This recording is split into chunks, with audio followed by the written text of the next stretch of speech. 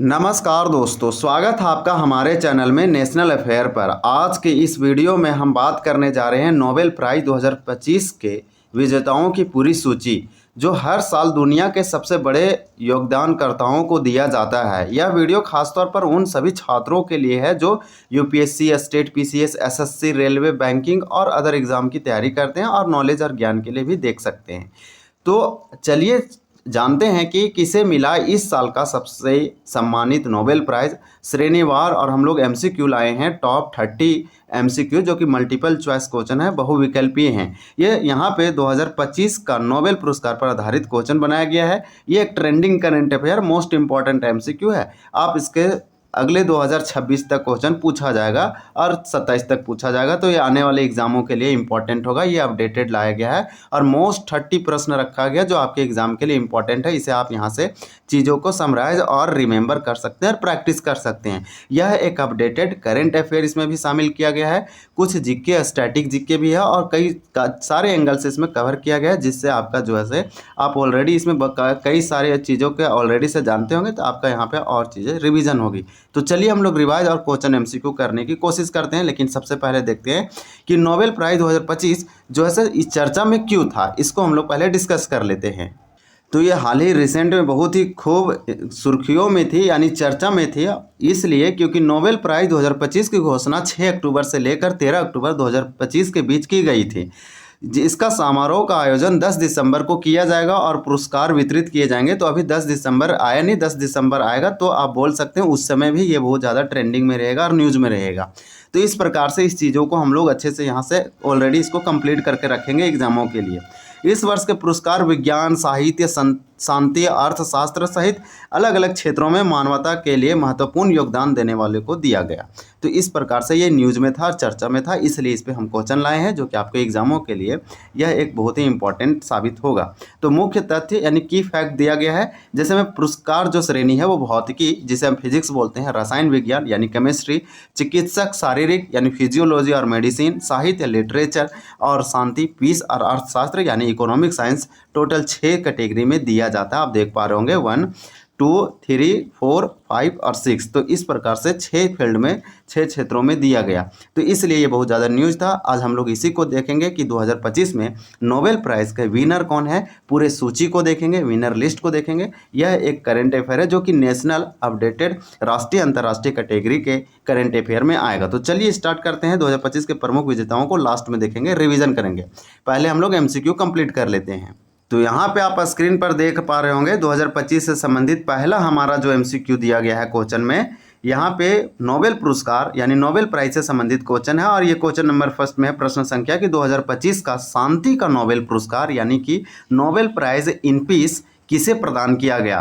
तो ये बहुत ही ज़्यादा न्यूज़ में था और यही सबसे ज़्यादा इंपॉर्टेंट है। तो इसे आप स्टार लगाएंगे, ये क्वेश्चन आपके एग्जाम में पूछा जाएगा। तो फर्स्ट का आंसर हमारा हो जाएगा बी, यानी कि मारिया कोरिना मचादो को दिया गया। ये मोस्ट इंपॉर्टेंट है। और ये किस देश से है, तो वेनेजुएला की अपोजिशन लीडर थी मारिया कोरिना मचादो। वहाँ पे डेमोक्रेटिक लोकतंत्र की बहाल करने के लिए यह पुरस्कार दिया गया। नेक्स्ट क्वेश्चन आपसे पूछा जा रहा है कि मारिया कोरिना मचादो किस देश से हैं। तो क्वेश्चन नंबर 2 का राइट आंसर हमारा सी हो जाएगा, वेनेजुएला। तो इसे आप याद रखेंगे कि वेनेजुएला से थी मारिया कोरिना मचादो। तो इसका हमारा राइट आंसर सी हो जाएगा।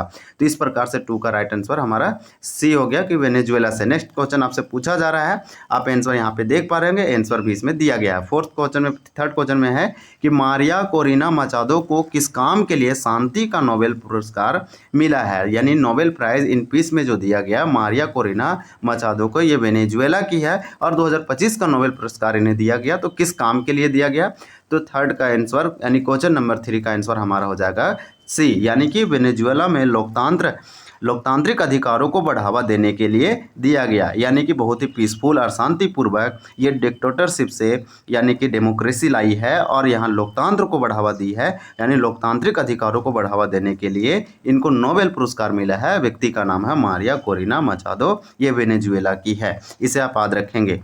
ये इसलिए भी ज़्यादा इम्पोर्टेंट हो जाता है क्योंकि 2025 में डोनाल्ड ट्रंप अमेरिका के राष्ट्रपति को दिया जाने के लिए घोषणा किया जा रहा था और बहुत सारे लोग ऐसे बोल रहे थे। तो वेनेजुएला में लोकतांत्रिक अधिकारों को बढ़ावा देने के लिए इन्हें दिया गया। तो इसे आप याद रखेंगे। क्वेश्चन नंबर हमारा 4 है और 4 में आपसे पूछा जा रहा है कि 2025 का साहित्य का नोबेल पुरस्कार किसे प्रदान किया गया। तो 2025 का साहित्य यानी लिटरेचर का अवार्ड किसे मिला। तो 4 का हमारा राइट आंसर जो है हो जाएगा ए, यानी लसजालो क्रस्नाहोर्काई। तो इसका नाम आप अच्छे से देख पा रहे होंगे कि लसजालो क्रस्नाहोर्कोई। तो इसको आप याद रखेंगे, यही इसी व्यक्ति को दिया गया। तो हमारा राइट आंसर ए हो जाएगा। इसी प्रकार से आपसे क्वेश्चन नंबर 5 में पूछा जा रहा है कि लसजालो क्रस्नाहोर्कोई किस देश से हैं। तो 5 का हमारा राइट आंसर हो जाएगा बी, यानी हंगरी से थे। हंगरी से एक बहुत ही बढ़िया लेखक हैं, यानी कि ये लॉरिएट है, ये लिटरेचर के फील्ड में इनको दिया गया और ये हंगरी से आते हैं। हंगरी का कैपिटल बुडापेस्ट होता है, ये यूरोपियन कंट्री है। इसे आप याद रखेंगे। क्वेश्चन नंबर 6 है कि लसजालो क्रस्नाहोर्कोई को साहित्य का नोबेल पुरस्कार उनकी किस प्रकार की कृतियों के लिए मिला है। तो 6 का राइट आंसर क्या हो जाएगा, बी होगा, यानी दूरदर्शी, सर्वनाशकारी और दार्शनिक के कृतियों के लिए उन्हें मिला है। ये जो कि हंगरी देश से बिलोंग करते हैं। तो राइट आंसर हमारा बी हो जाएगा। दूरदर्शी आप याद रखेंगे, सर्वनाशकारी और दार्शनिक। इसी प्रकार से नेक्स्ट क्वेश्चन है, क्वेश्चन नंबर हमारा 7 है कि 2025 का रसायन विज्ञान का नोबेल पुरस्कार किसने जीता। तो रसायन विज्ञान यानी कि केमिस्ट्री के फील्ड में किसे नोबेल प्राइज 2025 दिया गया। तो हमारा 7 का राइट आंसर हो जाएगा सी, यानी कि सुसुम किटागावा और रिचर्ड रॉबसन और उमर एम यागी। तो इसे आप याद रखेंगे, इसका राइट आंसर सी हो जाएगा। बहुत अच्छा क्वेश्चन है। ये केमिस्ट्री या रसायन के फील्ड में नोबेल पुरस्कार दिया गया 2025 के लिए सुसुम किटागावा जो कि जापान के हैं, रिचर्ड रॉबसन और उमर एम यागी, 3 लोगों को संयुक्त रूप से दिया गया। रसायन विज्ञान के नोबेल पुरस्कार या नोबेल प्राइज 2025 के लिए विजेता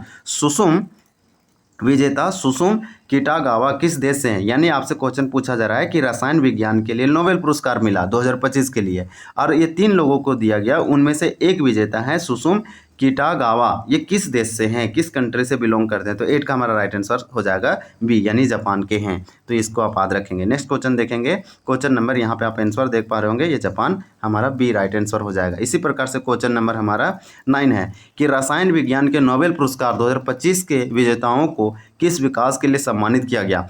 2025 में नोबेल प्राइज इन केमिस्ट्री यानी रसायन विज्ञान में नोबेल पुरस्कार 2025 3 व्यक्तियों को दिया गया। उसमें से सुसुम भी थे जो कि जापान के हैं और इनको किस काम के लिए दिया गया, यानी तीनों व्यक्तियों को दिया गया। तो किस काम के लिए दिया गया। तो इसका हमारा राइट आंसर हो जाएगा सी, यानी आणविक वस्तुकला। तो इसको आप याद रखेंगे, आणविक वस्तुकला के लिए इन्हें दिया गया। तो हमारा राइट आंसर हो जाएगा सी, आणविक वस्तुकला राइट हो जाएगा।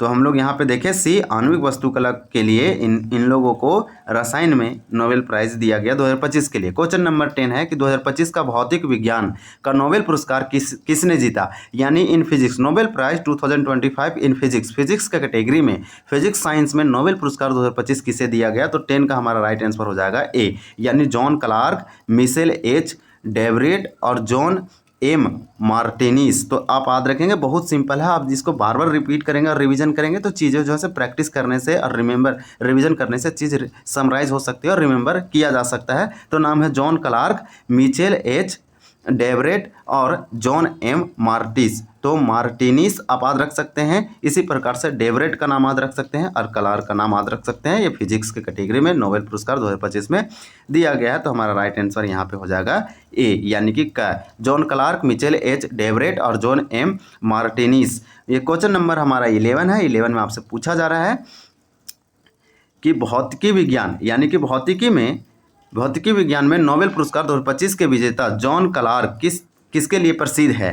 तो 11 का राइट आंसर हमारा हो जाएगा सी, यानी क्वांटम यांत्रिक टनलिंग के लिए। तो टनलिंग के लिए बहुत ही प्रसिद्ध है, यानी भौतिक विज्ञान के नोबेल पुरस्कार विजेता जॉन क्लार्क किस लिए प्रसिद्ध है। तो ये जॉन क्लार्क को 2025 का नोबेल पुरस्कार नोबेल प्राइज इन फिजिक्स में दिया गया और ये बहुत ही प्रसिद्ध फेमस पर्सन है क्वांटम यांत्रिकी के लिए। तो क्वांटम यांत्रिकी टनलिंग के लिए बहुत ही प्रसिद्ध है। टनलिंग के लिए इसे आप याद रखेंगे। तो इसका आंसर हमारा सी हो जाएगा, क्वांटम यांत्रिक टनलिंग। इनका नाम क्या है? तो इनका नाम है क्लार्क, जॉन क्लार्क, जो कि इन्हें मिला है भौतिक विज्ञान के लिए। तो इन चीज़ों को जो अंडरस्टैंडिंग के लिए दिया गया है, जिस इन लोग जो आउटस्टैंडिंग वर्क किए हैं, इन लोगों को अगर फील्ड का आप याद रखेंगे तो आपको कैटेगरी भी याद रहेगा। 2025 क्वेश्चन नंबर 12 है कि 2025 का शारीर विज्ञान या चिकित्सा का नोबेल पुरस्कार किसने जीता? यानी कि फिजियोलॉजी और मेडिसिन में 2025 का नोबेल प्राइज किसे दिया गया? क्वेश्चन नंबर बहुत अच्छा है। क्वेश्चन नंबर 12 का राइट आंसर हो जाएगा हमारा बी, यानी मेरी ई ब्रांको फेड रेम्सडेल और सिमोन साकागुची। तो आप याद रखेंगे साकागुची का नाम याद रखेंगे, इसी प्रकार से रेम्सडेल का नाम याद रखेंगे और ब्रांको का नाम याद रखेंगे। बहुत सिंपल क्वेश्चन है कि 2025 का मेडिसिन एंड फिजियोलॉजी में किसे दिया गया नोबेल प्राइज 2025 में? इन लोगों को 10 दिसंबर को अवार्ड दिया जाएगा और एक समारोह में दिया जाएगा। बहुत इंपॉर्टेंट है। अभी बस नाम का घोषणा हुआ है और नाम कब से कब घोषणा हुआ ये भी याद रखेंगे, 6 अक्टूबर से लेकर 13 अक्टूबर तक। हालांकि ये नॉलेज के लिए इंपॉर्टेंट है, ये एग्जामों में भी नहीं पूछा जा सकता है, लेकिन ये अवार्ड कब दिया जाएगा ये इंपॉर्टेंट है, 10 दिसंबर को इन लोगों को दिया जाएगा। तो मेडिसिन और फिजियोलॉजी में 2025 का नोबेल प्राइज या नोबेल पुरस्कार दिया गया यही ब्रांको को, मेरी ई ब्रांको को, फ्रेड रेम्सडेल को और सिमोन साकागुची को दिया गया। तो आप इसका नाम याद रखेंगे, हमारा राइट आंसर बी हो जाएगा। इसी प्रकार से क्वेश्चन नंबर 13 है कि चिकित्सा के नोबेल पुरस्कार 2025 के विजेता सिमोन साकागुची किस देश से हैं? तो देखिए सिमोन साकागुची किस कंट्री से हैं? इन्हें 2025 में मेडिसिन और फिजियोलॉजी यानी चिकित्सा के नोबेल पुरस्कार 2025 से सम्मानित किया गया। तो 13 का राइट आंसर हमारा सी हो जाएगा, यानी कि ए हो जाएगा जापान। तो आप याद रखेंगे जापान से, जापान का कैपिटल टोक्यो और करेंसी येन है।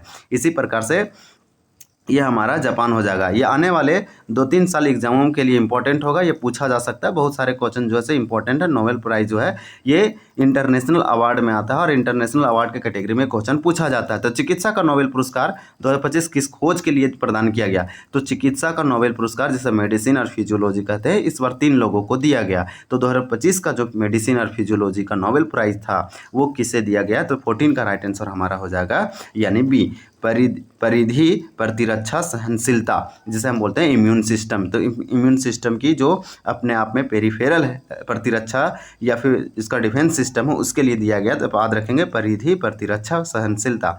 तो यहाँ पे राइट आंसर हो जाएगा परिधि प्रतिरक्षा सहनशीलता। नेक्स्ट क्वेश्चन देखें, क्वेश्चन नंबर हमारा 15 है कि 2025 का आर्थिक विज्ञान का नोबेल पुरस्कार किसने जीता? आर्थिक विज्ञान यानी इकोनॉमिक साइंस में। इकोनॉमिक्स 1968 से दिया आ रहा है। पहले 5 कैटेगरी में दिया जाता था, लेकिन फिर एक और बढ़ाया गया। अभी 6 फील्ड में 6 क्षेत्रों में दिया जाता है। उसमें से इकोनॉमिक आर्थिक विज्ञान है यानी इकोनॉमिक साइंस है और उसमें 1968 से दिया जा रहा है। तो इस प्रकार से इसका स्थापना 1968 में हुआ और पहली बार 1969 में दिया गया। ये सब आप याद रखेंगे।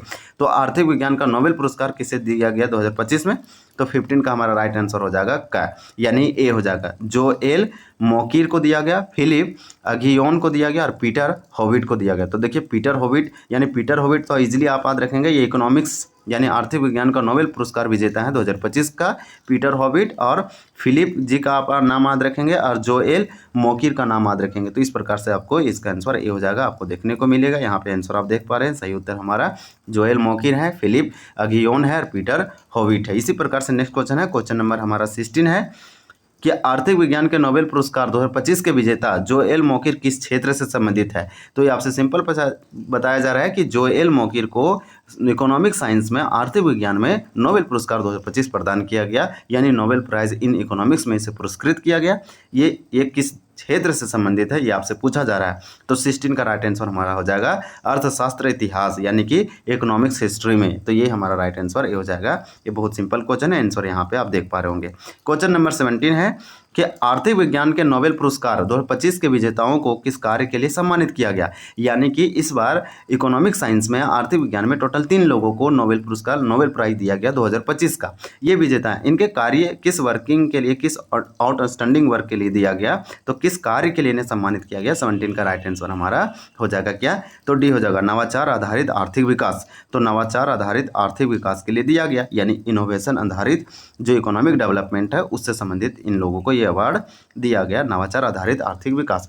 नेक्स्ट क्वेश्चन है, क्वेश्चन नंबर 18 है, इसमें टोटल 30 प्रश्न है कि नोबेल पुरस्कार विजेता मारिया कोरिना मचादो एक राजनेता होने के साथ साथ और क्या है। तो देखिए, नोबेल पुरस्कार विजेता 2025 में नोबेल प्राइज इन पीस यानी शांति का नोबेल पुरस्कार 2025 का मारिया कोरिना मचादो जीती, और ये एक राजनेता है और विपक्षी दल की एक प्रमुख नेता रही है। यह वेनेजुएला देश से आती है, वहाँ डेमोक्रेटिक का बहाल की है। तो 18 का हमारा राइट आंसर जो हो जाएगा। इंजीनियर भी है और सामाजिक कार्यकर्ता यानी कि सोशल एक्टिविस्ट भी है, यानी सोशल एक्टिविस्ट है, इसी से हम सामाजिक कार्यकर्ता बोलेंगे, और इंजीनियर भी है और ये एक राजनेता भी है। बहुत अच्छा क्वेश्चन है, मोस्ट इंपॉर्टेंट है, ये आपसे पूछा ही जाएगा, उम्मीद ऐसा कीजिए, क्योंकि ये बहुत ज़्यादा न्यूज़ में रही है और ये इंजीनियर और सामाजिक कार्यकर्ता दोनों है। तो इसका आप याद रखेंगे, राइट आंसर हमारा क्या हो जाएगा। इसी प्रकार से नेक्स्ट दिया गया है 19 नंबर क्वेश्चन,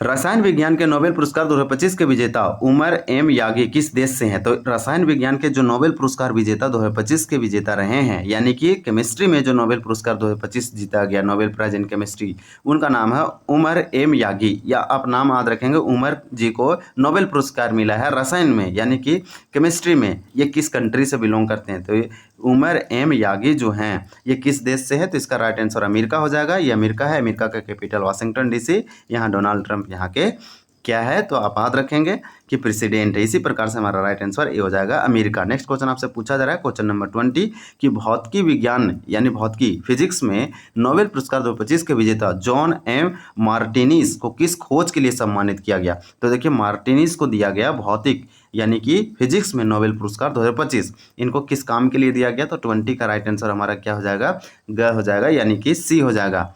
तो चलिए देखते हैं, इनको क्वांटम के लिए दिया गया है, यहाँ पे आंसर भी आप देख पा रहे होंगे, यानी कि क्वांटम यांत्रिक टनलिंग और ऊर्जा का परिपरमाणीकरण के लिए दिया गया। तो आंसर हमारा सी है, यहाँ पे आप देख पा रहे होंगे। इसी प्रकार से क्वेश्चन नंबर हमारा क्या है, 21 है, नोबेल पुरस्कार विजेताओं की घोषणा किस महीने में की जाती है। तो नोबेल पुरस्कार के विजेताओं की घोषणा किस महीने में की जाती है, यह हमेशा याद रखेंगे, हर साल के अक्टूबर मंथ में ये जो नोबेल पुरस्कार की घोषणा किया जाता है, लेकिन पुरस्कार जो वितरित किए जाते हैं, डिस्ट्रीब्यूट किए जाते हैं, वो 10 दिसंबर को किए जाते हैं, यानी दिसंबर के मंथ में, लेकिन अक्टूबर में ही नोबेल पुरस्कारों की घोषणा स्टार्ट हो जाती है। तो नोबेल पुरस्कार विजेताओं की घोषणा अक्टूबर महीना में होती है। तो ये बहुत सिंपल क्वेश्चन था और ये नॉलेज बेस्ड क्वेश्चन है। इसी प्रकार से नोबेल पुरस्कारों की स्थापना किसने की थी। तो देखिए, अब ये जीके स्टैटिक क्वेश्चन है, तो नोबेल पुरस्कारों की स्थापना किसने की थी।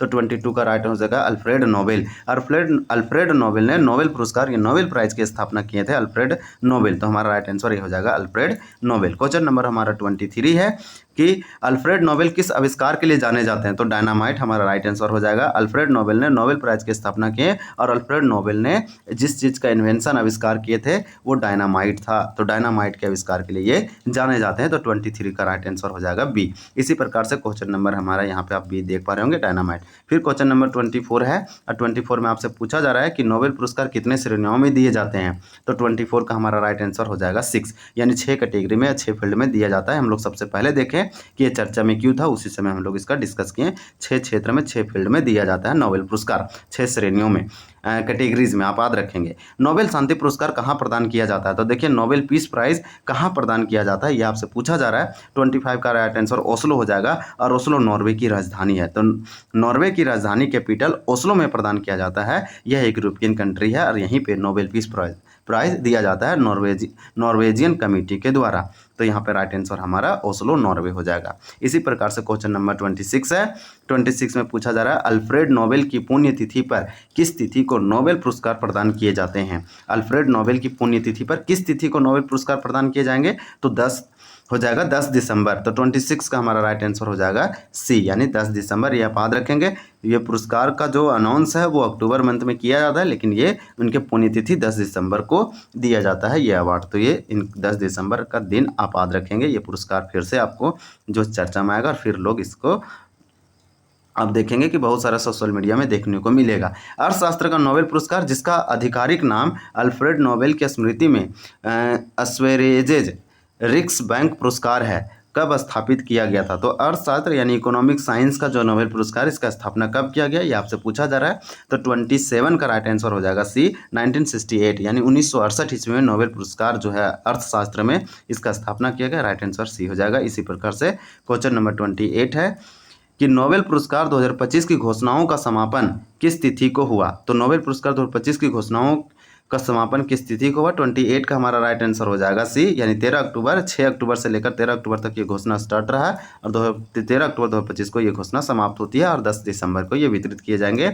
नोबेल शांति पुरस्कार के विजेताओं का चयन कौन सी समिति करती है। नोबेल प्राइज जो है इन पीस में यानी शांति के क्षेत्र में नोबेल पुरस्कार के विजेताओं की घोषणा कौन करती है। तो 29 का राइट आंसर हो जाएगा बी, यानी नॉर्वेजियन नोबेल समिति के द्वारा या कमेटी के द्वारा किया जाता है।